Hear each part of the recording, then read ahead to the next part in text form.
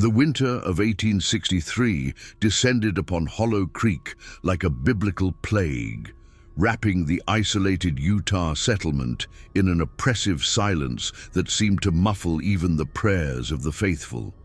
Snow drifted against the weathered wooden structures of the Lafferty compound, creating an almost ethereal landscape that belied the darkness festering within the largest homestead on the hill. The settlement itself was nothing more than a collection of rough-hewn buildings scattered across a valley that seemed forgotten by both God and government, accessible only by a treacherous mountain pass that remained impassable for months during the harsh winter seasons. Obadiah Lafferty stood at the frost-covered window of his study, his gaunt frame silhouetted against the pale morning light that filtered through the thick glass he had imported at considerable expense from Salt Lake City. His deep-set eyes, the color of storm clouds gathering over the Wasatch Mountains, gazed out at the barren landscape with the intensity of a man who believed he could see beyond the veil of mortality into the very throne room of the Almighty. At 47, his once robust build had been whittled down by years of fasting and what he called spiritual purification, leaving him with the appearance of an Old Testament prophet, all sharp angles and burning conviction, his dark hair streaked with premature gray, and his beard grown long in the style of the ancient patriarchs. The transformation had been gradual but inexorable. When Obadiah first arrived in Utah Territory 15 years earlier, he had been a respected member of the Mormon community, a successful merchant with a thriving business and a reputation for piety and charitable works. His first wife, Martha, had been the daughter of a prominent church elder, and their marriage had been celebrated as a union blessed by heaven itself. But somewhere in the isolation of Hollow Creek, something had begun to change in Obadiah's mind, a slow corruption that he interpreted as divine revelation.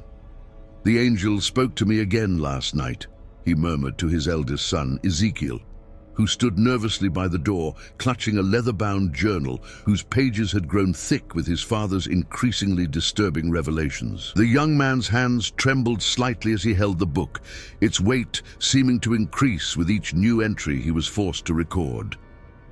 "What did he say, Father?" Ezekiel's voice barely rose above a whisper, the words catching in his throat like thorns. At 23, he had inherited his father's lean build, but none of his charismatic presence. Instead, fear had carved premature lines around his eyes, and his shoulders bore the permanent stoop of someone perpetually braced for punishment. His dark hair hung limp around his face, unwashed and unkempt, and his clothes bore the stains of someone who had forgotten how to care for himself in the face of overwhelming psychological pressure. Obadiah turned slowly, his movements deliberate and measured, like those of a predator sizing up its prey. "He revealed the final sacrament, my son, the one that will complete our purification and ensure our place in the celestial kingdom." His voice carried the hypnotic cadence that had drawn followers to him years earlier when he first proclaimed himself a vessel for divine revelation, but now there was an underlying current of something darker, a hunger that had nothing to do with spiritual enlightenment. The Lafferty compound consisted of 3 interconnected buildings arranged in a triangle around a central courtyard, creating an enclosed space that felt more like a fortress than a home. The main house, where Obadiah lived with his 3 wives and 7 children, was a 2-story structure built from local timber and stone, its windows positioned to provide clear sightlines to all approaches. The smaller dwelling housed the most devoted followers, 6 adults and their children who had abandoned their previous lives to join what they believed was a holy community. The 3rd building, which they called the temple, was a windowless structure that Obadiah had designed according to what he claimed were divine specifications, its interior arranged for the private ceremonies that had grown increasingly disturbing over the past 3 years. The morning routine in the compound followed a rigid schedule that Obadiah had established through what he called angelic guidance. The day began before dawn, with communal prayers in the main house, followed by a simple breakfast of porridge, bread and milk from the compound's small herd of cattle. The men then attended to the livestock and maintenance tasks, while the women focused on domestic duties under the strict supervision of Martha, the first wife, whose authority in household matters was absolute and unquestioned. Martha emerged from the kitchen carrying a tray of simple breakfast fare, her movements careful and measured. Her once beautiful face had been worn down by years of submission and childbearing, her blonde hair now streaked with premature grey and pulled back in the severe style demanded by her husband's interpretation of modesty. She wore a plain brown dress that covered her from neck to ankles, its fabric thick enough to conceal the shape of her body completely. At 38, she looked at least a decade older, her blue eyes dulled by years of psychological conditioning and the gradual erosion of her sense of self. The transformation of Martha Lafferty from a vibrant young woman to the hollow-eyed creature who now served her husband's every whim had been one of the most tragic aspects of the compound's descent into darkness. She had once been known for her quick wit and infectious laughter, a woman who could quote scripture with the best of the church elders and whose charitable works had made her beloved throughout the Mormon community. But 15 years of isolation and increasing psychological manipulation had broken something fundamental in her spirit, leaving behind only the shell of obedience that Obadiah required. Behind Martha, the other wives followed in similar silence, their eyes downcast and their movements synchronized in a way that spoke of years of rigid conditioning. Rebecca, the second wife, had joined the family 5 years earlier when she was 27, drawn by Obadiah's promises of spiritual enlightenment and his reputation as a man of God. She had been a widow with no children, her first husband having died in a mining accident, and Obadiah's offer of marriage had seemed like divine providence. Now 32, she moved with the careful precision of someone who had learned that any deviation from expected behavior could result in hours of spiritual correction that left both body and soul bruised. Sarah, the youngest wife at 25, had been the most recent addition to the family, married to Obadiah just 2 years earlier when she was barely out of her teens. She had been raised in the compound as the daughter of one of Obadiah's earliest followers, and her marriage to the prophet had been presented as the highest honor that could be bestowed upon a faithful family. Her youth and relative inexperience had made her particularly susceptible to Obadiah's manipulation, and she now exhibited the same hollow-eyed compliance that characterized all the women in the compound. The children of the Lafferty family represented a spectrum of ages and psychological conditions that reflected the gradual deterioration of life in the compound. Ezekiel, the eldest at 23, had been born before his father's transformation and retained some memory of a time when the family had been normal. This made his current situation particularly torturous, as he was old enough to understand the wrongness of what was happening, but too psychologically damaged to resist effectively. Miriam, the middle daughter at 17, helped serve the meal with the mechanical precision that had been drilled into all the Lafferty children from an early age. But unlike her siblings, something flickered behind her dark eyes, a spark of defiance that she had learned to hide beneath layers of feigned obedience. She had inherited her mother's intelligence and her father's stubborn will, but she had channeled these traits into a desperate quest for survival and eventual escape. For the past year, she had been secretly documenting her father's increasingly disturbing behavior in a small diary, writing in a cipher she had developed by studying her father's religious texts and combining elements of several ancient languages. The diary had become Miriam's lifeline, a way of maintaining her sanity by creating an objective record of the horrors she witnessed daily. Each entry was carefully hidden after writing, the small leather-bound book concealed beneath a loose floorboard in her tiny room. She had filled nearly 200 pages with detailed accounts of the ceremonies, the psychological manipulation, and the gradual escalation of sexual abuse that had become the central focus of her father's religious practices. Mary, the younger daughter at 15, had not been as fortunate as Miriam in maintaining her psychological resistance. The past 3 years of increasing abuse had left her withdrawn and fearful, her once bright personality crushed under the weight of her father's demands. She rarely spoke unless directly addressed, and when she did, her voice carried the flat, emotionless tone of someone who had learned that expressing feelings only led to punishment. The twins, Joseph and Samuel, both 13, represented the most tragic victims of their father's transformation. They had been only 10 when the ceremonies began, too young to understand what was happening, but old enough to be traumatized by their forced participation. Their childhood had been stolen from them in the most brutal way possible, replaced by a nightmare of confusion, fear, and premature sexual knowledge that had warped their developing minds in ways that might never be repaired. The youngest children, David, age 11, Ruth, age 9, and little Benjamin, just 7, had been spared the worst of the abuse so far, but Miriam knew it was only a matter of time before their father's appetites expanded to include them. This knowledge drove her desperate planning for escape, as she understood that she might be the only one capable of saving them from the fate that had befallen their older siblings. "Tonight," Obadiah announced as the family gathered around the rough-hewn table that dominated the main room of the house, "we will perform the ritual of sacred union.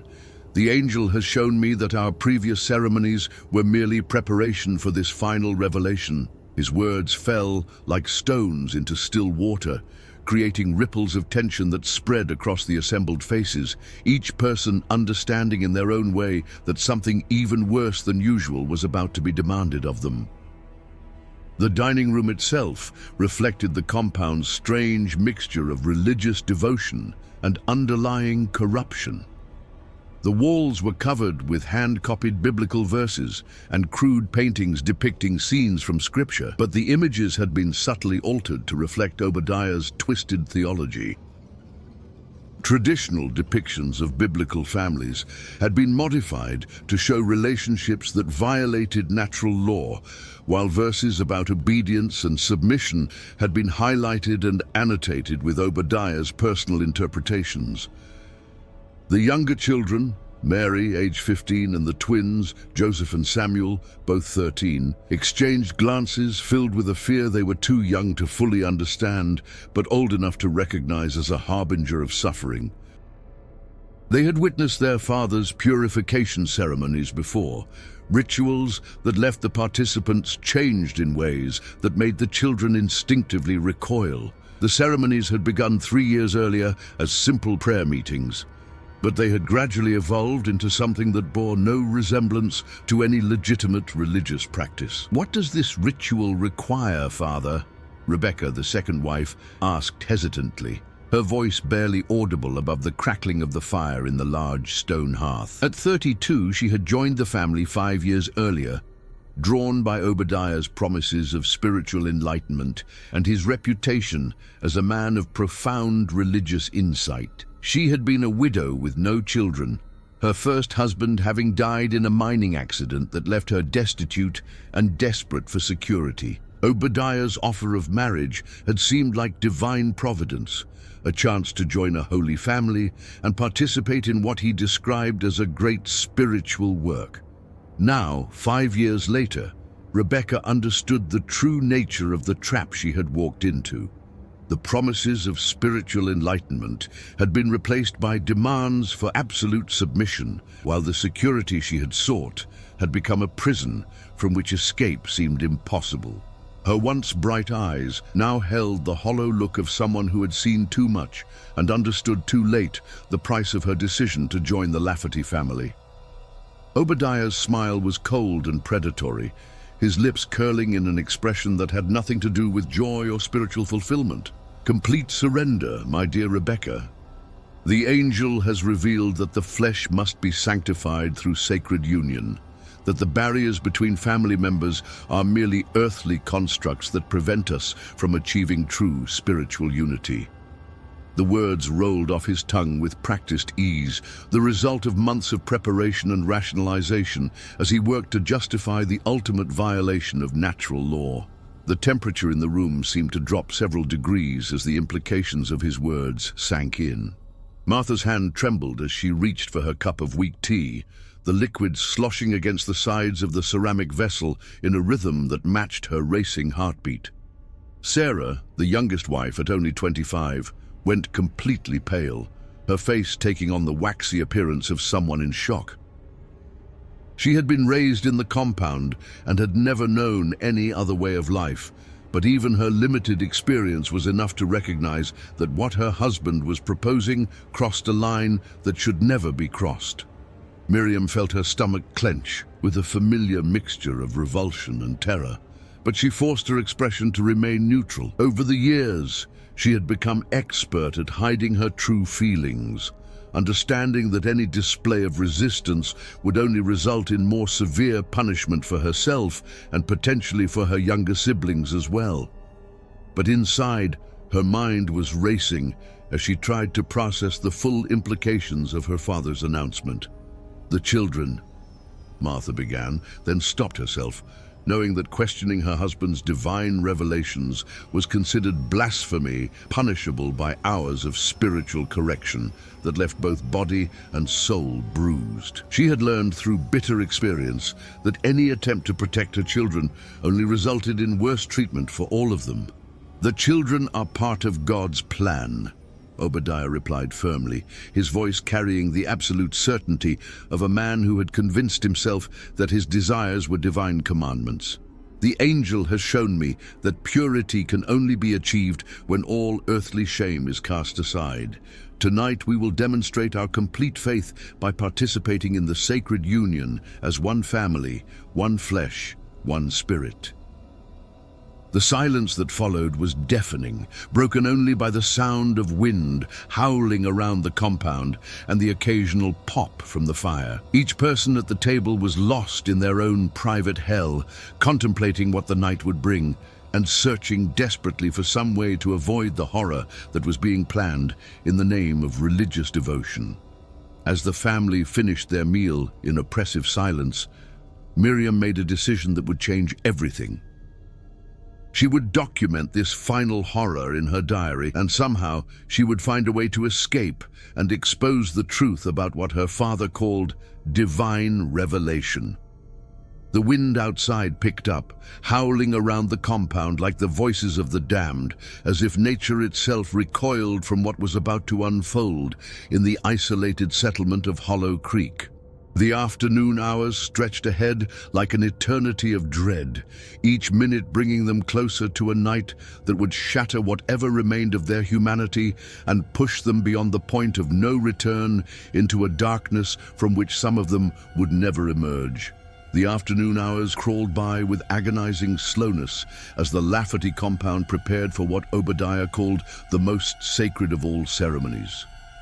The patriarch spent the time in his study, claiming to receive further instructions from his celestial messenger, while the rest of the family moved through their daily tasks like sleepwalkers trapped in a nightmare from which there was no awakening. The very air seemed to thicken with dread as the sun traced its path across the winter sky, each passing moment bringing them closer to an event that would forever shatter what remained of their innocence. The study where Obadiah conducted his divine communications was a testament to his gradual descent into madness and megalomania. The walls were lined with books, not just the standard religious texts that might be expected in a devout household, but also volumes on ancient mysticism, forbidden practices, and interpretations of scripture that had been rejected by mainstream Christianity for good reason. Hand-drawn charts covered one entire wall, depicting what Obadiah claimed were divine revelations about the structure of celestial marriage and the spiritual significance of various sexual practices. The diagrams were crude but detailed, showing human figures engaged in acts that would have been considered abhorrent by any reasonable person. At the center of the room stood a large wooden desk covered with papers, sermons, prophecies, and detailed plans for ceremonies that grew more extreme with each passing month. Obadiah sat behind this desk like a spider in the center of its web, his pen scratching across paper as he recorded what he claimed were direct communications from the angel of judgment. His handwriting had grown increasingly erratic over the years, the neat script of his earlier writings giving way to wild scrawls that seemed to reflect the deterioration of his mental state. "The angel speaks of the final purification," he muttered to himself, his pen moving rapidly across the page. "The barriers between flesh and spirit must be dissolved. The earthly bonds of family must be transformed into celestial unions that transcend mortal understanding." "Adi!" The words flowed from his pen like poison, each sentence a further rationalization for the horrors he planned to inflict upon his own children. Meanwhile, Miriam found herself assigned to help prepare the temple for the evening's ritual, a task that filled her with such dread that she had to force herself to put one foot in front of the other. The windowless building had always filled her with unease, but today the feeling was overwhelming, as if the very walls were saturated with the evil that had been perpetrated within them.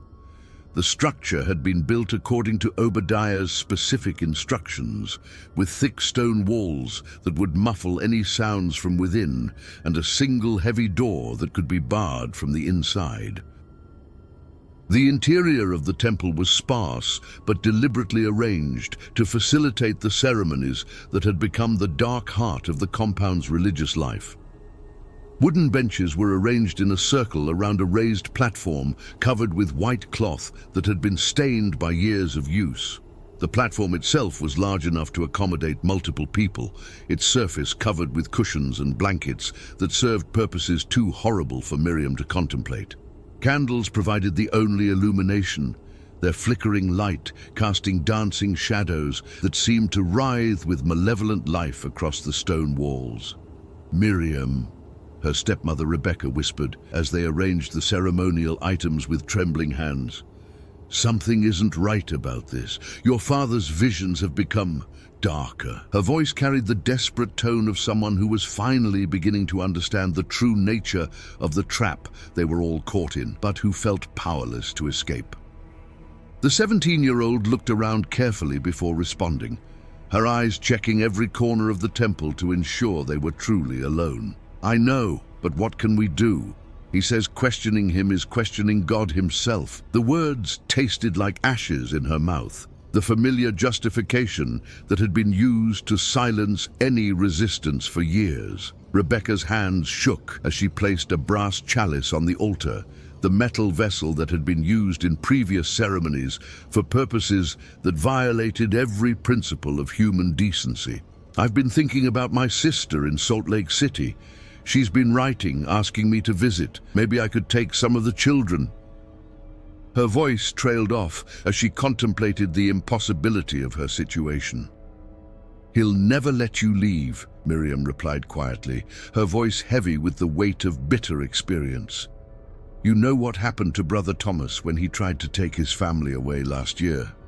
The memory of Thomas Brennan's fate hung over the compound like a dark cloud, a reminder of what happened to those who tried to escape Obadiah's control. Both women shuddered at the memory of that terrible night 6 months earlier. Thomas Brennan had been one of Obadiah's most devoted followers until he began questioning the increasingly extreme nature of the ceremonies. When he announced his intention to leave with his wife and 2 daughters, Obadiah declared him possessed by demons and in need of immediate purification. The man's body was found 3 days later at the bottom of a ravine, his death ruled an accident by the local authorities, who were either too frightened or too corrupted to investigate further. The official story was that Thomas had lost his way in a snowstorm and fallen to his death, but everyone in the compound knew the truth. Obadiah had sent Ezekiel and 2 other men to reason with the would-be escapee, and they had returned without him, their clothes stained with blood and their eyes haunted by what they had been forced to do. The message was clear. No one left the compound without Obadiah's permission, and that permission would never be granted. As evening approached, the family gathered in the main house for what Obadiah called purification, a process that had evolved over the years from simple ritual bathing to something far more sinister. Each member was required to bathe in water that had been blessed with herbs and oils, a process that normally took place in private, but which had gradually become more communal as Obadiah's demands for spiritual transparency increased. The main house's bathing area had been modified to accommodate these group purifications, with a large wooden tub that could hold multiple people and a system of heated water that kept the temperature comfortable even in the depths of winter. What had once been a practical necessity for maintaining hygiene in an isolated settlement had been transformed into another tool for psychological manipulation and sexual abuse. The angel has revealed that modesty is a tool of Satan, Obadiah proclaimed as the family assembled in the main room, his eyes burning with fanatic fervor that seemed to grow stronger with each passing day. Tonight, we cast aside all earthly shame and stand before God as He created us, pure and unashamed. The words were delivered with the practiced cadence of a sermon, but their meaning was clear to everyone present. Martha began to weep silently, her tears falling into the basin of blessed water that she held in her trembling hands. The sight of her mother's distress caused the younger children to huddle together, their faces pale with confusion and terror as they tried to understand what was being asked of them. Even Ezekiel, who had always been his father's most devoted supporter, looked uncertain, his loyalty finally beginning to crack under the weight of what he was being asked to participate in. "Father," he ventured carefully, his voice barely above a whisper, "perhaps the younger children could be excused from this particular ceremony. They might not understand the spiritual significance." The words came out in a rush, as if he was afraid that speaking them slowly would give him time to lose his nerve. Obadiah's expression darkened like a storm cloud gathering over the mountains, his face transforming from paternal authority to something far more threatening.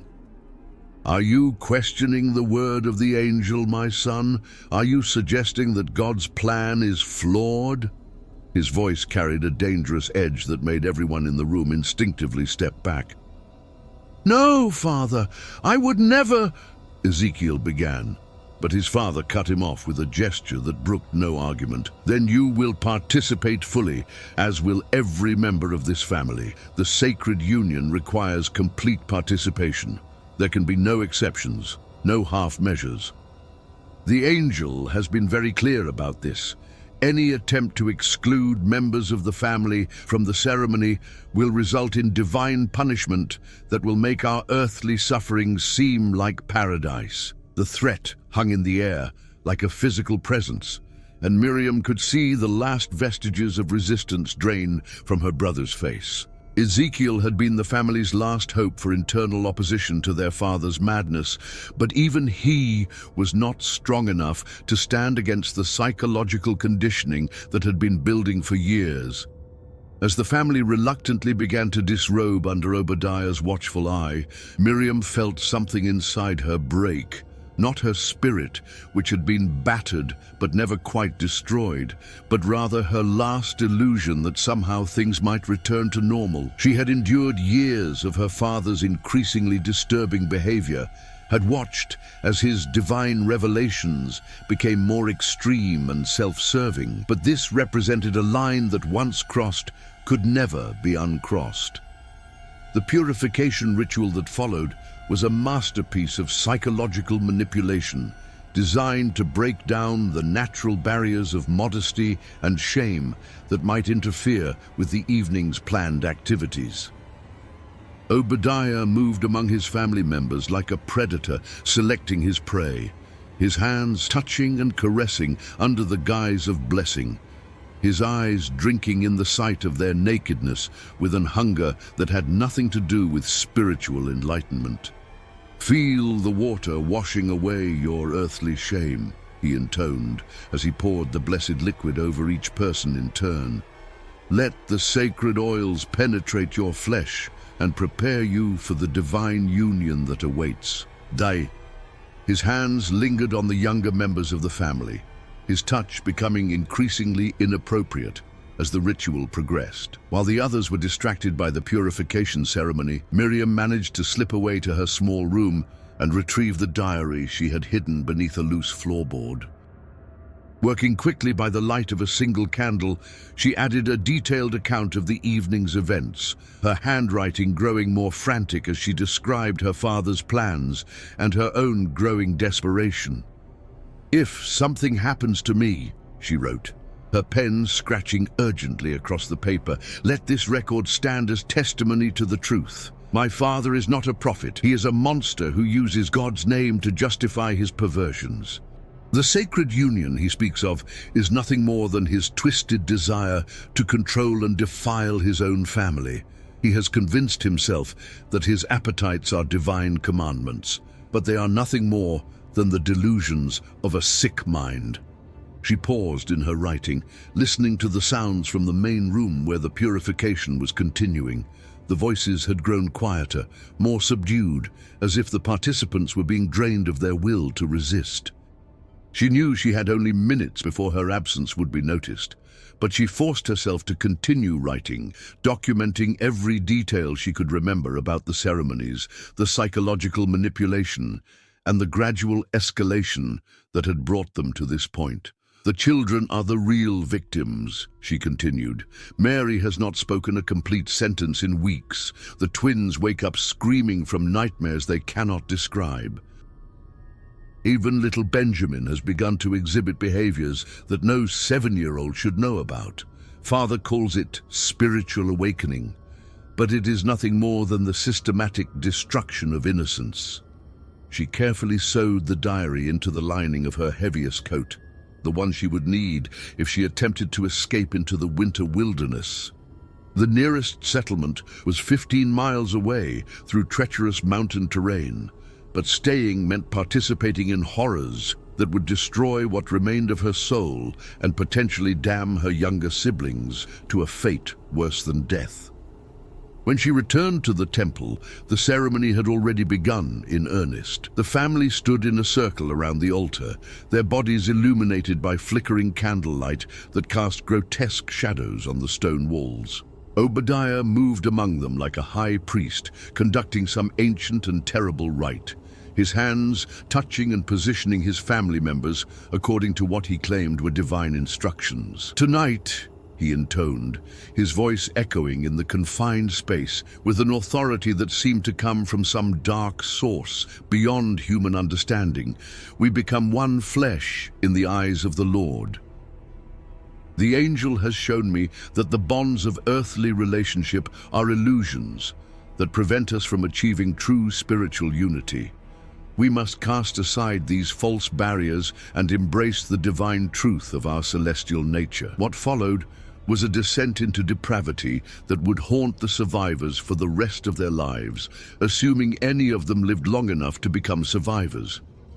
Under the guise of religious ceremony, Obadiah orchestrated acts that violated every natural law and moral boundary that had ever been established by civilized society. The younger children were forced to participate in ways that robbed them of their innocence and their childhood, while the women were subjected to degradations that left them broken in body and spirit. The ceremony continued through the night, with Obadiah alternating between periods of frenzied activity and moments of quiet prayer, during which he claimed to be receiving further instructions from his angelic guide. Each new revelation seemed to require more extreme acts, more complete submission, more thorough destruction of the natural bonds that held families together.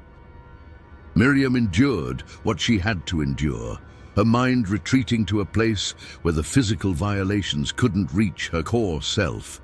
But she watched and she remembered, knowing that someone had to survive to tell the truth about what happened in the isolated compound of Hollow Creek.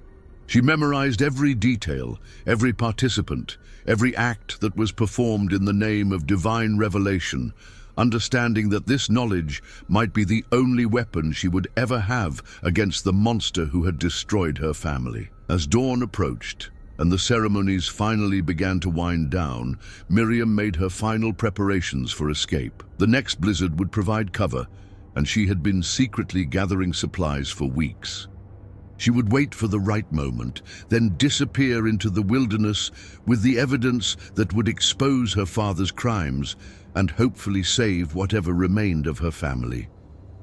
The wind outside grew stronger as the night progressed, as if nature itself was trying to blow away the corruption that festered within the temple walls. But the evil that had taken root in Hollow Creek would require more than wind to dislodge it. 3 days after the Sacred Union ceremony, a fierce blizzard descended upon Hollow Creek with the fury of divine wrath, as if the very heavens were recoiling from the abominations that had been committed in the name of religious devotion. The wind howled like the voices of the damned, carrying with it a cold so intense that it seemed to penetrate not just clothing and shelter, but the very souls of those trapped within the compound. Snow fell so heavily that visibility dropped to mere feet, creating a white wall that isolated the settlement even further from the outside world. For most of the compound's inhabitants, it was a time to huddle indoors and wait for the storm to pass. But for Miriam Lafferty, it represented the opportunity she had been desperately waiting for. Perhaps the only chance she would ever have to escape the nightmare that her life had become. The aftermath of the Sacred Union ritual had left the family in a state of fractured silence that was somehow more terrifying than any screaming or weeping would have been. The participants moved through their daily routines, like ghosts haunting the scenes of their former lives, their eyes vacant and their movements mechanical. The younger children had retreated so far into themselves that they barely seemed present in their own bodies, while the adults struggled to maintain the pretense of normalcy that Obadiah demanded, even as their sanity crumbled around them.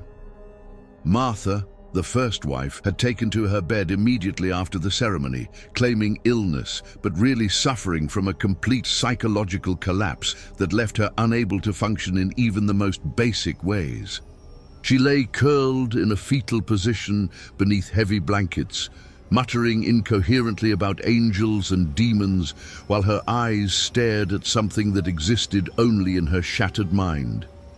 Dr. Hayes would later describe her condition as a complete dissociative break, a psychological defense mechanism that allowed her to escape from a reality too horrible to endure.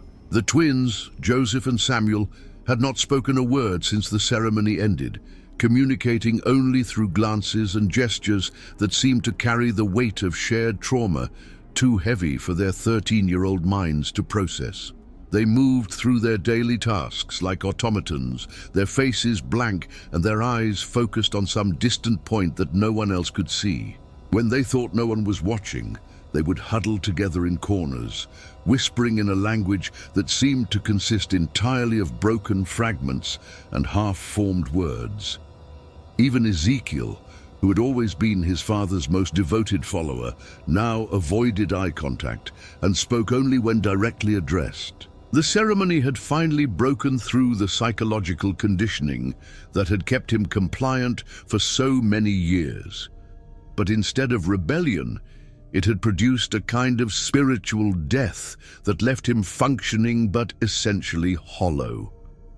He went through the motions of his daily responsibilities, but there was no life behind his actions, no spark of the young man who had once believed so fervently in his father's divine mission. Obadiah, however, seemed energized by what he called the successful completion of the Sacred Union, his behavior becoming even more erratic and grandiose as he basked in what he believed was divine approval. He spent his days in fevered prayer and writing, claiming to receive new revelations that would guide the family to even greater spiritual heights.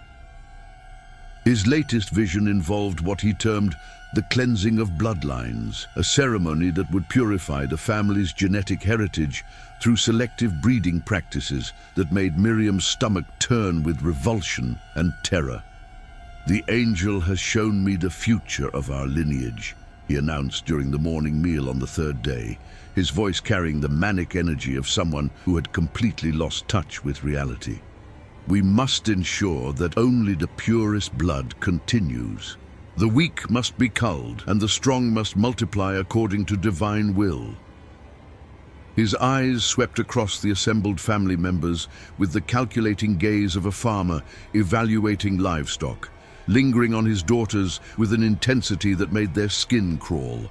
The implications of his words were clear to everyone present, even the younger children who didn't fully understand the mechanics of what their father was proposing.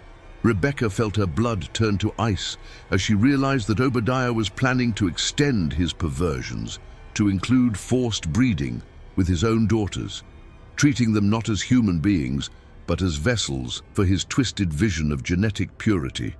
"What does this mean, Father?" Rebecca asked, though her voice suggested she already feared the answer and was hoping against hope that her interpretation was wrong. "It means that traditional marriage bonds are earthly constructs that prevent the fulfillment of God's plan," Obadiah replied with the casual tone of someone discussing the weather. "The angel has revealed that I must take a more direct role in ensuring the purity of our bloodline. The daughters of the covenant must be prepared to receive the sacred seed that will produce the next generation of God's chosen people." "Die," the words hung in the air like a toxic cloud, poisoning the very atmosphere of the room. Mary, the 15-year-old, let out a small whimper and pressed herself against Martha's side, seeking comfort from a mother who was no longer capable of providing it.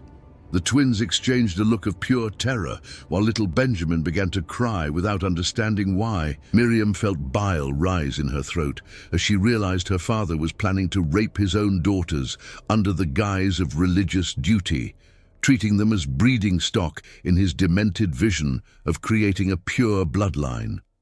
The thought of submitting to such an abomination was so horrifying that she would rather die in the wilderness than allow it to happen, and she knew that tonight would be her last chance to escape before her father's plans moved from rhetoric to reality.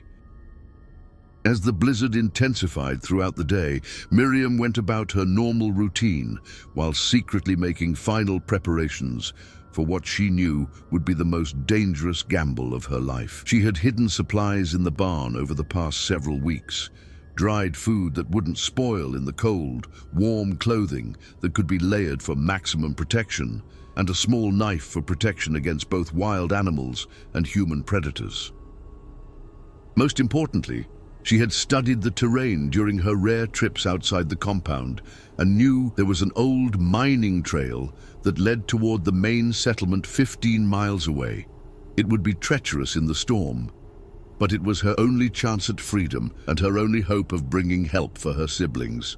The mining trail had been carved into the mountainside decades earlier by prospectors searching for silver and gold, and while the mines themselves had long since been abandoned, the trail remained as a testament to human determination in the face of impossible odds. Miriam had discovered it during a rare moment of freedom when she had been sent to gather firewood, and she had spent weeks memorizing its twists and turns, knowing that her life might someday depend on her ability to follow it in darkness or storm. That evening, as the family gathered for what Obadiah called evening devotions, Miriam noticed that her father's behavior had become even more erratic and disturbing than usual. His eyes burned with fanatic fervor as he spoke of new revelations, and his hands trembled with barely contained excitement as he described the divine visions that had been granted to him throughout the day. "Tomorrow night," he announced with the air of someone delivering momentous news, "we will begin the cleansing of bloodlines. The angel has shown me that Mary and Miriam are ready to fulfill their sacred duty as vessels for the pure seed. They have been prepared through the sacred union, and now they must take their place in God's plan for the purification of our lineage." Mary let out a small whimper and pressed herself against Martha's side, seeking comfort from a mother who was no longer capable of providing protection or even basic emotional support. The twins exchanged a look of pure terror, their faces going white as they realized that their sisters were about to suffer an even worse fate than what they had already endured. Miriam felt her blood turn to ice as the full implications of her father's words sank in. She had run out of time, and tonight would be her last chance to escape before becoming a victim of her father's most depraved fantasies. The thought of what he planned to do to her and Mary was so horrifying that she would rather face death in the wilderness than submit to such an abomination. "I'm feeling unwell," she announced, pressing a hand to her forehead in a gesture she hoped would appear convincing. "May I be excused to rest?" The lie came easily, born of years of practice in deception and misdirection. Obadiah studied her with suspicious eyes, his gaze seeming to penetrate her very soul as he searched for signs of deception or rebellion. For a moment, Miriam thought he would refuse her request and force her to remain for the evening's activities. But Rebecca quickly supported her claim with the desperation of someone who understood exactly what was at stake. "She's been pale all day, husband," Rebecca said, her voice carefully modulated to avoid any hint of the terror she was feeling. "Perhaps she should rest to ensure she's prepared for tomorrow's ceremony.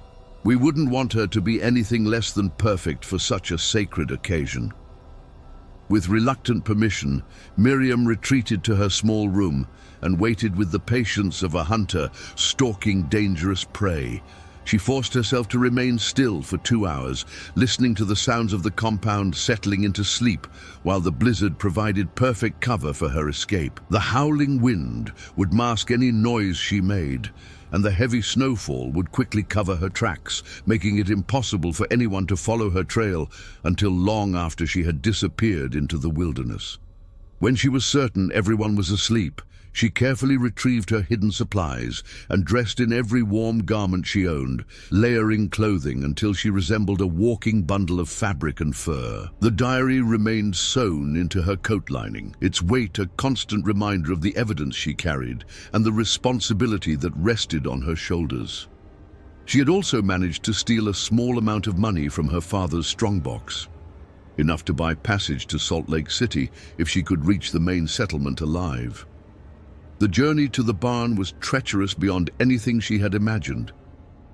The wind threatened to knock her off her feet with every step, and the snow was already knee-deep and growing deeper by the hour. But she pressed on, driven by desperation and the knowledge that staying meant a fate worse than death, not just for herself, but potentially for her younger siblings as well. In the barn, she gathered the last of her supplies and said a silent goodbye to the horses, magnificent animals that had been reduced to mere property in her father's twisted kingdom. She had considered taking one of them, but the animals would never survive the journey in these conditions, and their absence would be noticed immediately when the morning chores began. The first mile of her escape was the hardest thing she had ever done in her 17 years of life. The wind cut through her clothing like knives forged from pure cold, and the snow made every step a struggle against forces that seemed determined to drag her back to the compound. But as she put distance between herself and the place that had been both home and prison, she felt something she hadn't experienced in years: hope. The mining trail was barely visible in the storm, little more than a depression in the snow that might have been natural terrain features for all she could tell. But Miriam had memorized its general direction during her secret reconnaissance, and she followed it by feel as much as sight, using the natural contours of the land to guide her way through the howling darkness. Several times she stumbled and fell, the snow soaking through her clothing and chilling her to the bone, despite all her preparations. Each fall was a potential death sentence in these conditions, but each time she forced herself back to her feet and continued forward, driven by the knowledge that her siblings' lives depended on her success. As the night wore on and her strength began to flag, Miriam found herself thinking about the family she was leaving behind. Mary would face the horror alone now, with no one to protect her from their father's depraved appetites. The twins would continue to suffer in silence, their childhood destroyed by experiences no child should ever endure. Even Martha, broken as she was, would remain trapped in a hell of her own making. But Miriam also knew that staying would not have saved them. It would only have added her own suffering to theirs without changing the fundamental situation. Her only hope of helping them was to escape and bring back help from the outside world, even if that help came too late to prevent further horrors. As dawn approached and the storm began to weaken slightly, Miriam could see the lights of the settlement in the distance, flickering like stars through the swirling snow. She had made it, barely alive, half frozen and exhausted beyond measure, but alive and free and carrying with her the evidence that could bring justice to those who had suffered in the isolated compound of Hollow Creek. Behind her, the Lafferty compound remained shrouded in snow and darkness, its secrets temporarily safe from outside scrutiny. But Miriam carried the truth with her, sewn into her coat like a seed of justice, waiting to bloom in the fertile soil of civilized society. The worst was yet to come for those she had left behind. But for the first time in years, Miriam Lafferty was no longer trapped in her father's web of religious perversion and psychological control. She was free, and with that freedom came the responsibility to ensure that the truth would finally be told. Sheriff William Morrison had seen his share of disturbing cases during his 15 years of law enforcement in territorial Utah, a career that had exposed him to claim jumpers, cattle rustlers, violent disputes between settlers, and the occasional murder that resulted from too much whiskey and too little sense. But nothing in his experience had prepared him for the half-frozen girl who stumbled into his office on that bitter February morning, her lips blue with cold and her body racked with violent shivering that spoke of a brush with death so close that she still carried its chill in her bones. Morrison was a practical man in his 40s, weathered by years of dealing with the harsh realities of frontier life and the kind of violence that seemed to flourish in places where civilization was still more aspiration than reality. His face bore the lines of someone who had seen too much suffering and learned to compartmentalize it in order to function, but there was still a core of decency in him that responded to genuine distress. When Miriam Lafferty collapsed in his doorway, that decency overrode his natural skepticism and prompted him to immediate action. Dr. Samuel Hayes, the town's physician and one of the few men in the territory with formal medical training, worked for 3 hours to restore warmth to Miriam's extremities and treat the early stages of frostbite that had begun to blacken her fingers and toes. The doctor was a thin, scholarly man in his 50s who had come west for his health after contracting tuberculosis in Boston, and his gentle manner and genuine compassion made him one of the most respected members of the small community. As Miriam slowly regained consciousness in the small room above the doctor's office, her first words were not about her condition or her suffering, but about the diary hidden in her coat, the evidence that had driven her to risk death in the wilderness rather than remain silent about the horrors she had witnessed. "Please," she whispered through cracked lips that were still pale from cold, "you have to read it. You have to know what he's done." Her voice carried an urgency that transcended her physical condition, the desperate need of someone who had carried a terrible burden alone for too long. Sheriff Morrison approached the situation with the caution of a man who had learned that dramatic claims often had mundane explanations. He had heard rumors about the Lafferty compound over the years, whispers of strange religious practices and unusual isolation that had filtered down from the mountain settlements. But he had always assumed they were just the typical gossip that surrounded any group that kept to themselves. Religious communities often had practices that seemed strange to outsiders, and he was reluctant to interfere in what might be legitimate, if unusual, spiritual observances. That skepticism evaporated like morning mist when Miriam carefully extracted the small, leather-bound diary from her coat lining with hands that still trembled from cold and exhaustion. The book was worn from constant handling, its pages filled with the careful handwriting of someone who understood the importance of accurate documentation. Morrison initially approached it with the professional detachment of a lawman examining evidence, but that detachment crumbled as he read the first few entries. Father announced today that the angel has revealed new truths about the sanctity of family bonds. He says that earthly laws about marriage and relations are tools of Satan designed to prevent spiritual unity. Martha wept when he explained what this means for our evening devotions. I fear that his visions are leading us towards something that no God would ever sanction. Morrison's hands began to tremble as he continued reading, each entry revealing a systematic descent into depravity that challenged his understanding of human nature. Miriam had documented everything with the precision of a court stenographer, recording dates, participants, and specific acts that violated every law of God and man. Her writing showed a maturity and clarity that belied her 17 years, the product of a mind that had been forced to grow up far too quickly in order to survive. The sacred union ceremony lasted until dawn. Father forced Mary to participate despite her tears and pleas. He says her resistance is evidence of demonic influence that must be purged through submission. The twins were made to watch and told this was their preparation for when they come of age. I cannot describe the look in their eyes. It was as if something fundamental had died inside them. Dr. Hayes, who had been reading over the sheriff's shoulder, had to excuse himself to vomit in the alley behind his office.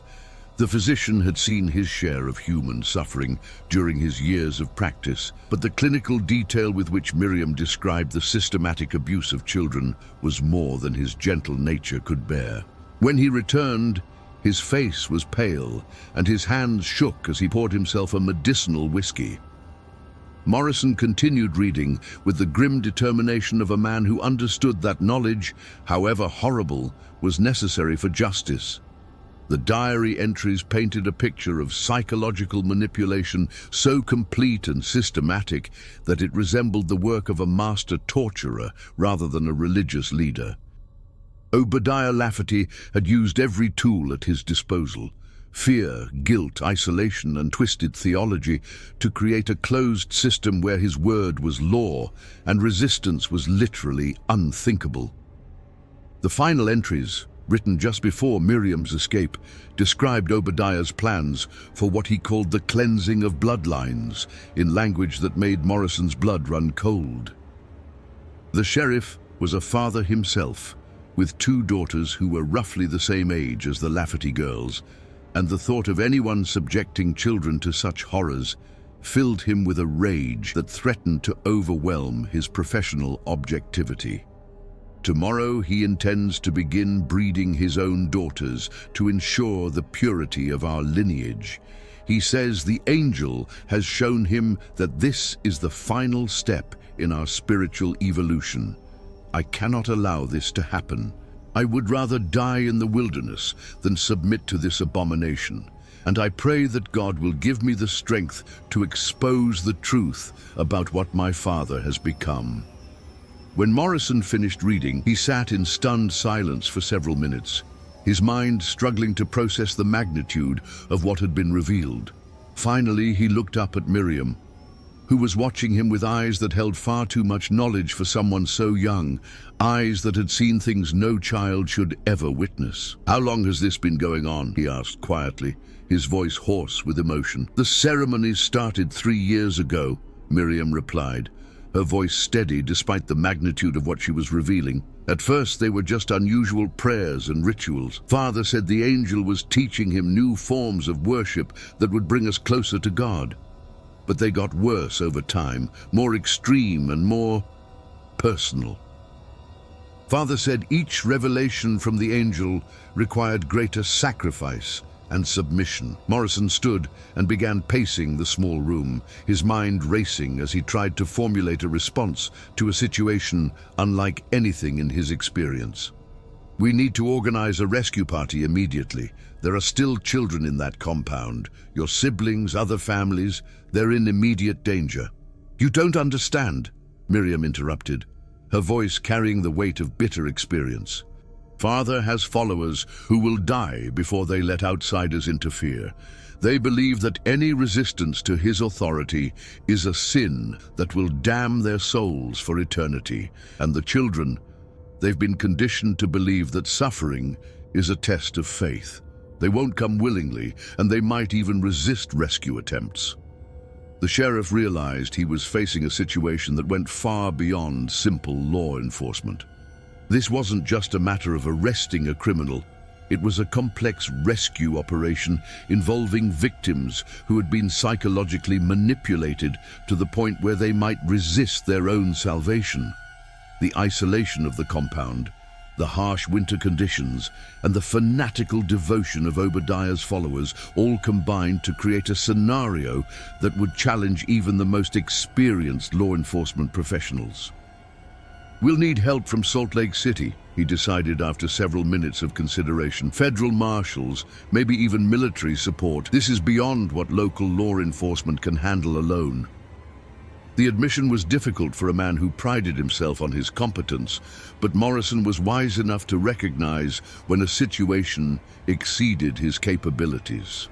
Over the next 2 days, as word of Miriam's revelations spread through official channels with the speed of wildfire, a plan began to take shape. Federal Marshal James Crawford arrived from Salt Lake City with a team of experienced officers who had dealt with similar situations involving religious extremists and isolated communities. Dr. Hayes worked with colleagues from the territorial capital to prepare for the psychological trauma they would encounter among the rescued victims, understanding that the physical rescue would be only the beginning of a long healing process. Marshal Crawford was a tall, lean man in his 50s with graying hair and the kind of steady presence that inspired confidence in dangerous situations. He had served in the Union Army during the recent war and had seen enough violence to understand that sometimes force was necessary to protect the innocent. But he also understood the delicate nature of the situation they were facing and the need to minimize harm to the victims they were trying to save. But even as the authorities prepared their response with military precision, disturbing news arrived from Hollow Creek that complicated their planning.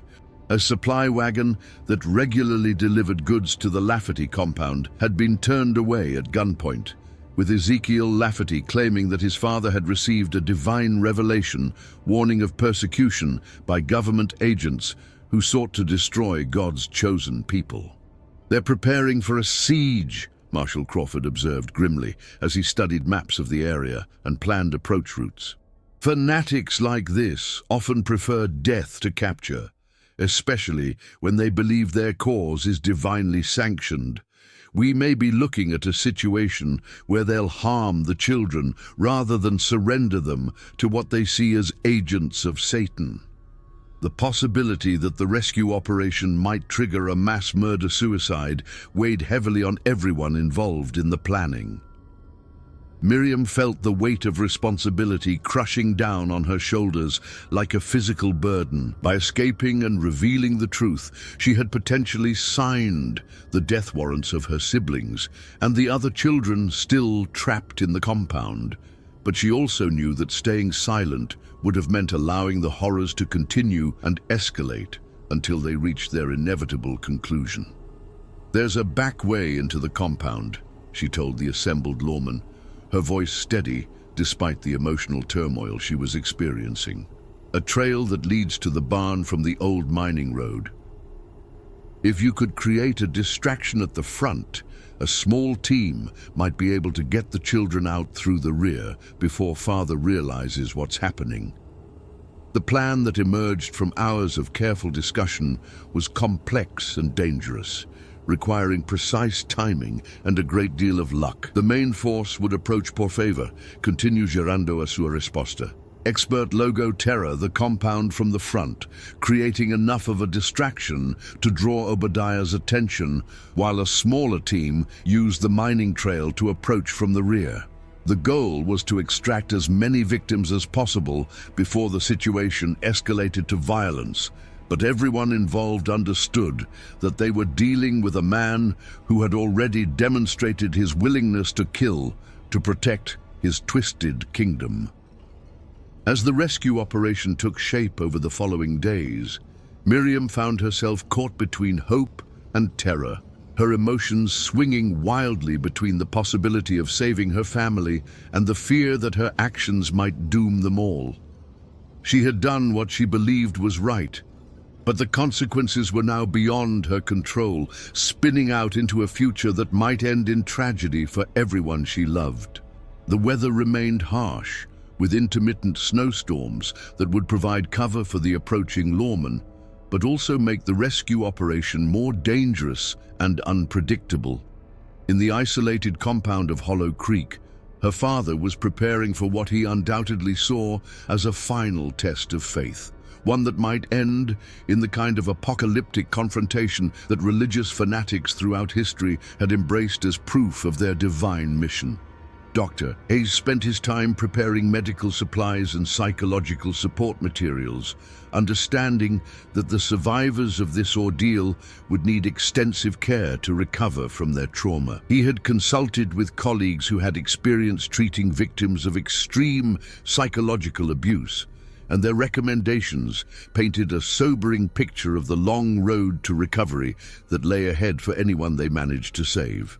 The storm clouds gathering over the Utah mountains seemed to mirror the darkness that was about to be unleashed when two irreconcilable forces, fanatical faith and righteous law, finally collided in a confrontation that would determine the fate of the innocent souls trapped between them.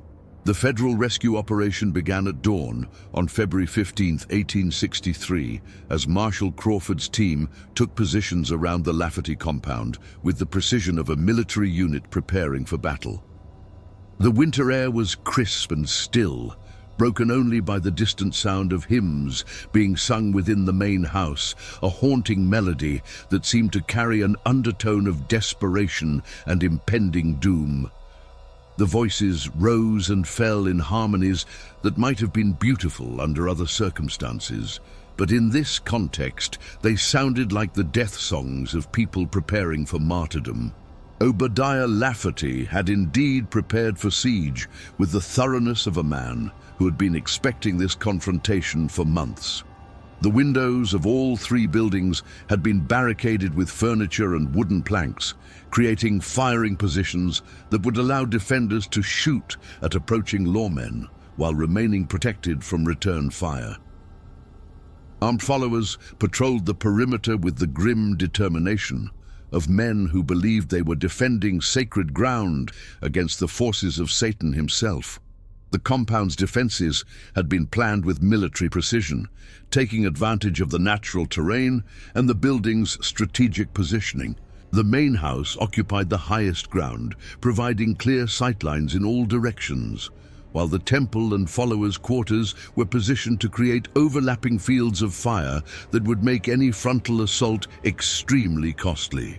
Obadiah had spent weeks preparing for this moment, stockpiling ammunition and food, while indoctrinating his followers with the belief that death in defense of their faith would guarantee immediate entry into the celestial kingdom. Ezekiel stood at his father's side near the main house's largest window, a rifle clutched in his trembling hands, and his face a mask of conflicted loyalty. The young man had been torn apart by the events of recent weeks, his lifelong devotion to his father, warring with his growing understanding of the true nature of the horrors being committed in the name of divine revelation. His hands shook not just from cold, but from the psychological pressure of being forced to choose between his family and his conscience. "This is Marshal Crawford of the United States Federal Court," the lawman called out through a speaking trumpet, his voice echoing across the snow-covered courtyard. "We have a warrant for the arrest of Obadiah Lafferty on charges of criminal assault, endangering the welfare of children, and violation of federal laws regarding the protection of minors. Send out the children and women, and no one needs to be harmed.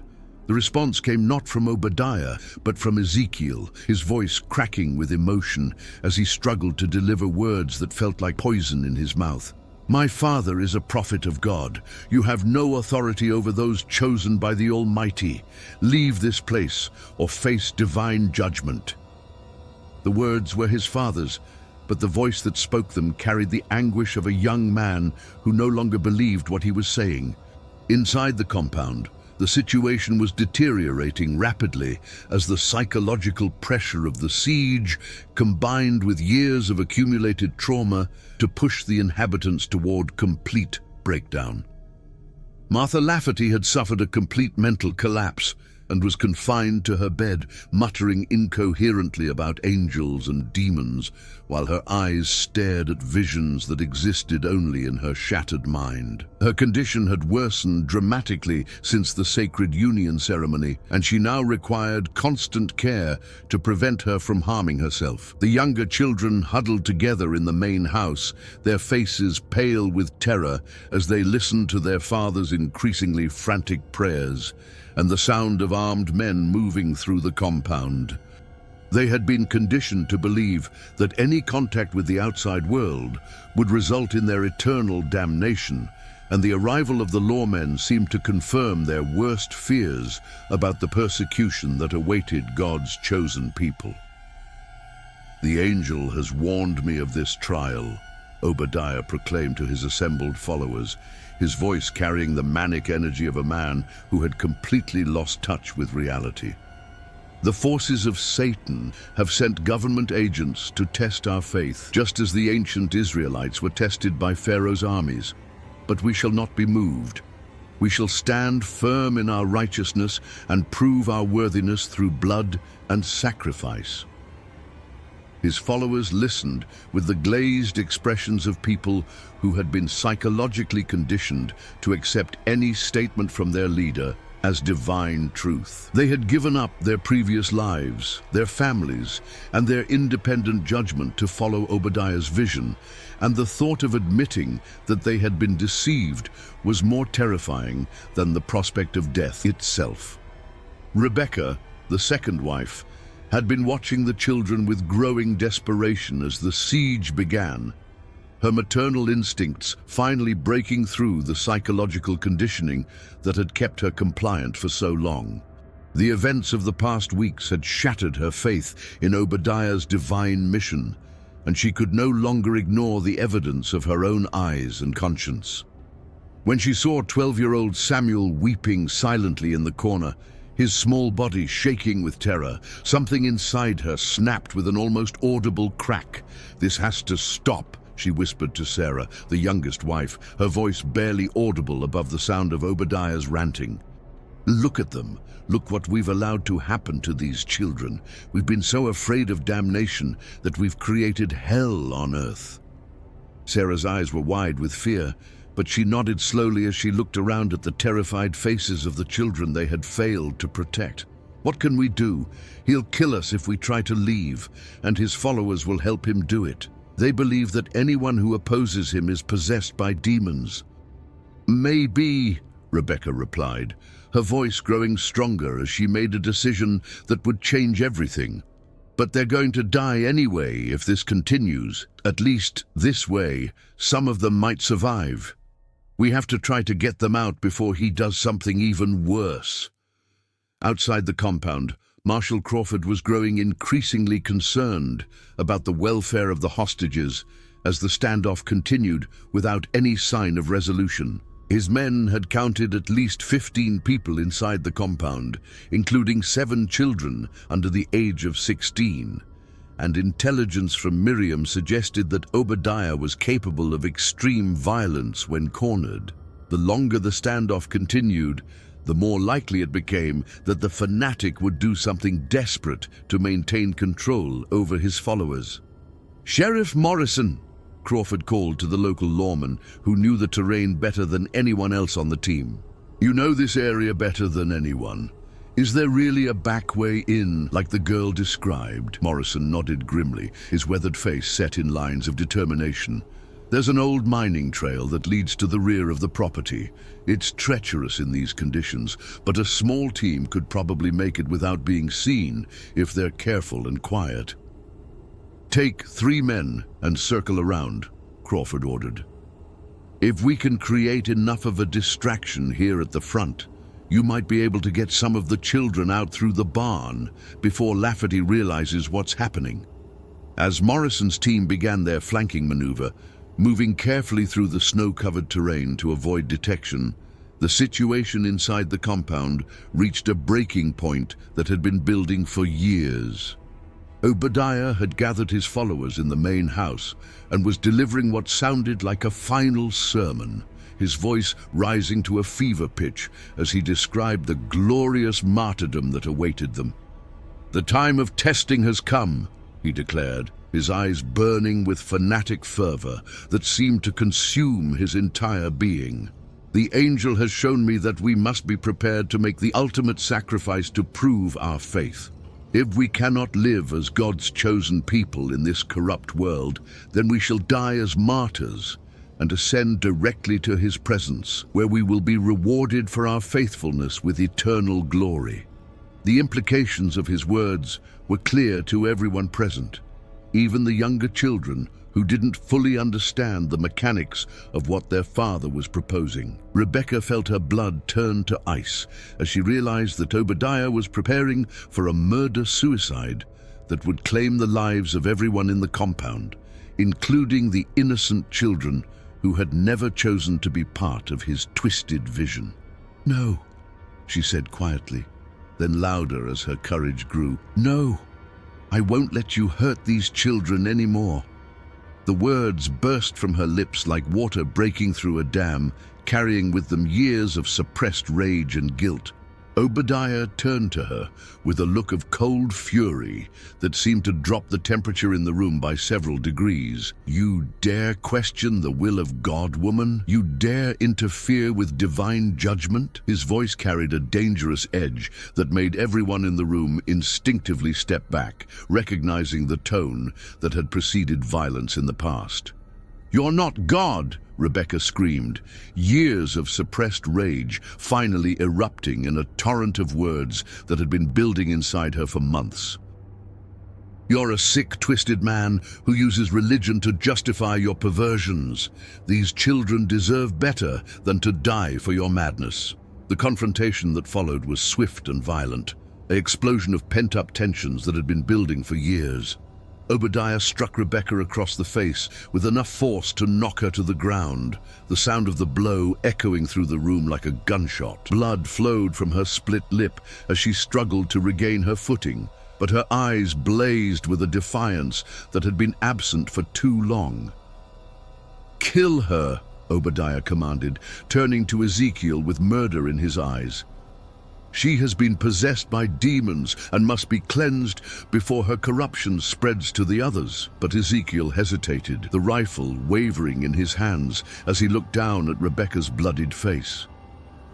For the first time in his life, he was seeing his father clearly, not as a prophet or a man of God, but as a human being consumed by his own delusions and appetites.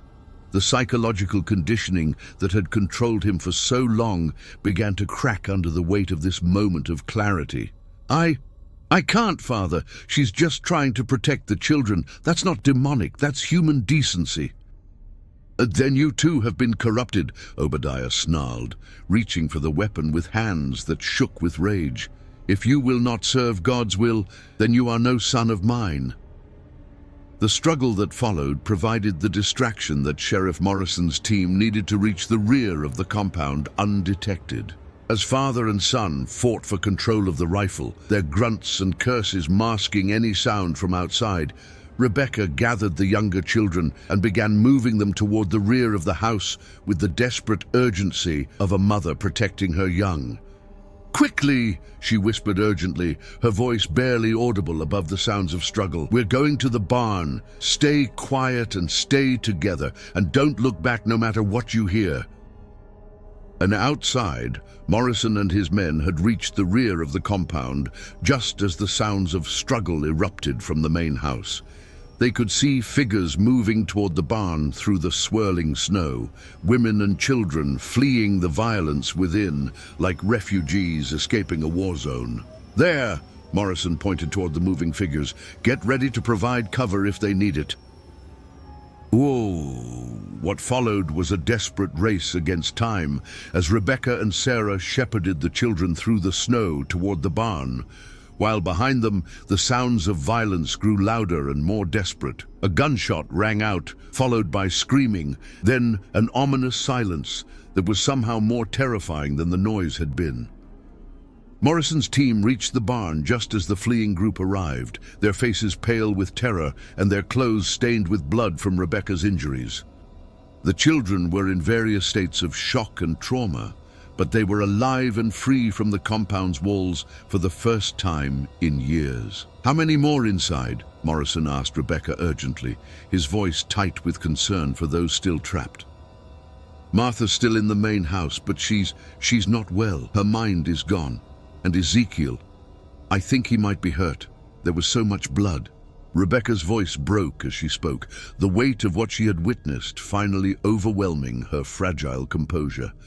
As if summoned by her words, a figure appeared in the doorway of the main house, silhouetted against the flickering light from within. It was Obadiah, his clothes stained with blood, and his eyes wild with the kind of rage that comes from seeing one's carefully constructed world crumbling into ruins. In his hands, he carried a torch that cast dancing shadows across his face, making him look like a demon emerging from the depths of hell. "If I cannot have my kingdom on earth," he screamed into the winter air, his voice carrying across the compound with the force of absolute madness, "then I shall claim my place in heaven through fire and blood." The final confrontation was about to begin, and Marshal Crawford realized that the rescue operation had become a race to prevent a madman from destroying everything and everyone he could no longer control. The flames that would soon consume Hollow Creek were already burning in Obadiah Lafferty's eyes, and only swift action could prevent them from spreading to claim more innocent lives. The flames began in the temple, where Obadiah Lafferty had retreated after the violent confrontation with his son, carrying with him the torch that would serve as both weapon and funeral pyre. Marshal Crawford watched in horror as orange light flickered through the cracks in the barricaded windows, realizing that the fanatic was attempting to destroy all evidence of his crimes, along with anyone still trapped inside the compound. The fire spread with unnatural speed, as if the very wood of the building was eager to be consumed and cleansed of the horrors it had witnessed. The temple, which had been the dark heart of Obadiah's twisted kingdom, became an inferno within minutes. The windowless structure had been designed to contain sound, but now it served as a perfect furnace, the thick walls trapping heat and flame until the interior became a hellscape that no human could survive.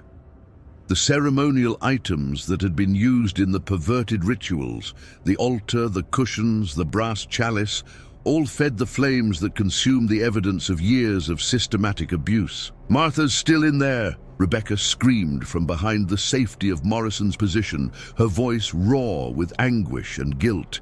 "And Ezekiel, I don't know if he's alive or dead." The blood from her split lip had frozen in the cold air, creating a grotesque mask that reflected the horror of the situation.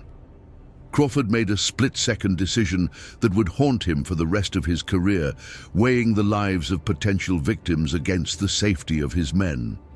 "Morrison, get these people to safety. I'm going in." The federal marshal sprinted across the open courtyard as flames began to spread from the temple to the main house, his boots crunching through snow that was already beginning to melt from the heat of the fire. The front door of the main house had been barricaded from the inside with furniture and wooden planks, but the fire was creating enough chaos and structural damage that Crawford was able to break through a side window that had been hastily boarded up. Glass cut his hands as he forced his way through the opening, but adrenaline masked the pain as he dropped into the smoke-filled interior. Inside, the scene was one of complete devastation that spoke to the violence of the final confrontation between father and son. Furniture had been overturned during the struggle, creating an obstacle course of broken wood and scattered belongings. Blood stained the wooden floor in patterns that told the story of a desperate fight, while smoke from the spreading fire made visibility almost impossible. Ezekiel lay motionless near the fireplace, a bullet wound in his shoulder still seeping blood onto the floor beneath him. His face was pale from blood loss, but his chest rose and fell with the shallow breathing of someone clinging to life by the thinnest of threads. The rifle that had been the focus of the struggle lay nearby, its barrel bent from being used as a club during the fight. Martha Lafferty sat in the corner, rocking back and forth and singing hymns in a voice that had been broken by madness and trauma. Her eyes stared through Crawford to some other reality, seeing angels and demons that existed only in her shattered mind. She seemed oblivious to the smoke and flames, lost in a world where the physical dangers around her were less real than the psychological horrors she had endured. "Ma'am!" Crawford called to her, his voice hoarse from smoke inhalation. "We need to get you out of here. The building's on fire." But Martha looked at him with eyes that seemed to see through him to some cosmic drama playing out beyond human understanding. "The angels are coming," she whispered, her voice carrying the eerie calm of complete dissociation. "They're coming to take us home. The suffering is almost over." Her words chilled Crawford more than the winter air outside, speaking to a level of psychological damage that might never be repaired. Crawford realized that the woman was too far gone to cooperate rationally, her mind having retreated so far from reality that she could no longer distinguish between salvation and destruction. He would have to carry both her and the wounded Ezekiel to safety, and time was running out as smoke began to fill the room and the fire spread through the building's wooden structure. Meanwhile, in the burning temple, Obadiah Lafferty was conducting his final ceremony, surrounded by the evidence of his crimes. The altar where he had violated his own children was now wreathed in flames, while the ceremonial items he had used to justify his perversions melted and twisted in the intense heat. He knelt in prayer as flames consumed everything around him, his voice raised in a final appeal to the divine authority he believed had sanctioned his actions. "Angel of judgment," he cried out, his voice barely audible over the roar of the fire, "I have served you faithfully. I have followed your commandments without question. Grant me the martyrdom I have earned through my devotion." But there was no divine response, only the crackling of flames and the acrid smell of burning wood and flesh. In his final moments, as the fire closed in around him and the smoke filled his lungs, Obadiah Lafferty faced the truth that his followers had been too terrified to speak, that his visions had been nothing more than the delusions of a sick mind, and his angel of judgment was merely the voice of his own twisted desires given divine authority through self-deception and madness. The realization came too late to save anyone, but it came nonetheless. As consciousness faded and the flames claimed his body, Obadiah understood that he had destroyed his family and corrupted innocent souls not in service to God, but in service to his own appetites. The knowledge died with him, taking to the grave any possibility of repentance or redemption. Crawford managed to drag both Martha and Ezekiel from the burning building just as the roof began to collapse, sending showers of sparks into the winter sky. The main house was now fully engulfed, its wooden structure no match for the fire that had spread from the temple with supernatural speed. The heat was so intense that it melted snow for hundreds of yards in all directions, creating a circle of bare ground around the compound. As the rescue team regrouped at a safe distance, they took stock of the survivors with the grim efficiency of people who had seen too much tragedy.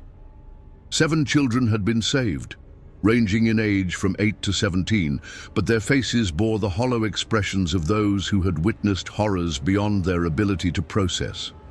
Rebecca and Sarah, the two younger wives, were physically unharmed but psychologically shattered, their minds struggling to comprehend their sudden freedom after years of captivity. Martha would require long-term care for her mental condition, her mind having retreated so far from reality that she might never fully return. Ezekiel faced both physical recovery from his gunshot wound and the psychological burden of having finally stood up to his father, an act of courage that had come at tremendous cost to his own well-being. "What about the others?" Dr. Hayes asked as he tended to the wounded, his medical bag open and his hands working with practiced efficiency. "Were there other followers in the compound?" "3 men and 2 women," Rebecca replied numbly, her voice flat with shock and exhaustion. "They were in the smaller building when the fire started. I think they chose to stay." Her words carried the weight of understanding that some people would rather die with their delusions than face the truth about what they had enabled. Indeed, as the flames spread to the 3rd building, no one emerged from the followers' quarters. The men and women who had enabled Obadiah's crimes had apparently chosen to die with their prophet rather than face the consequences of their actions.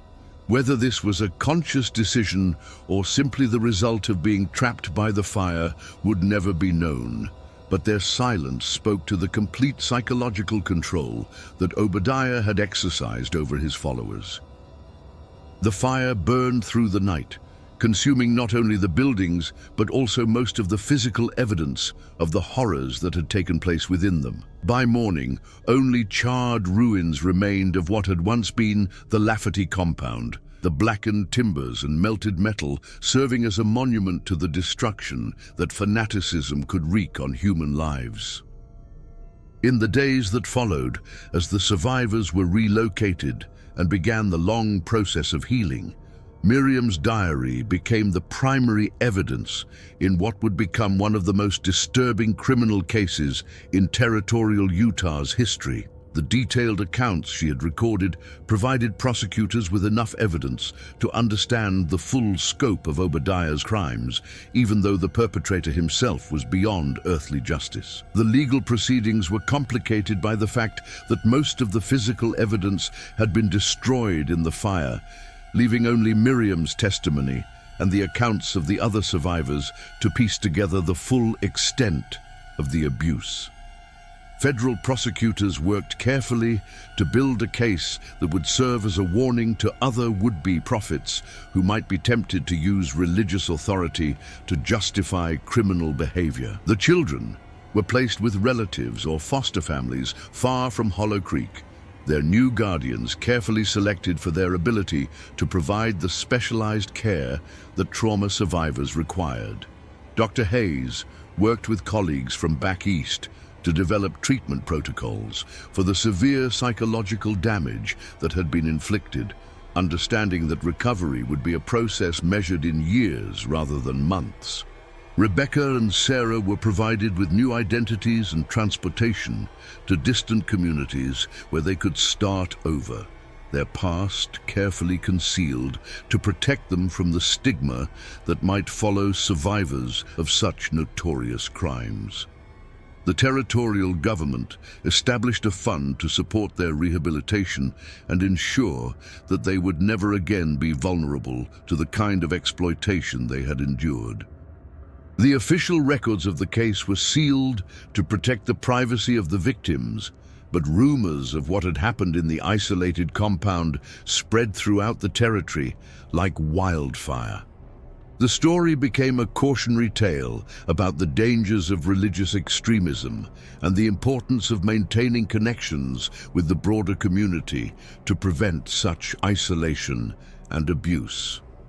Miriam herself struggled with survivor's guilt and the knowledge that her escape had triggered the final tragedy, even though she understood intellectually that staying would not have prevented the ultimate confrontation. Dr. Hayes worked with her for months, helping her understand that she had saved lives by revealing the truth, even though she couldn't save everyone. "You were just a child yourself," he reminded her during one of their sessions, his voice gentle but firm. "You did the only thing you could do. You told the truth. The responsibility for what happened lies with your father, not with you. Your courage saved your siblings and exposed a monster who would have continued to harm innocent people." Years later, as Miriam built a new life under a different name in California, she would sometimes dream of the flames that consumed Hollow Creek. But she also remembered the faces of her younger siblings, alive and free, because she had found the courage to speak out against the monster who had hidden behind the mask of religious authority.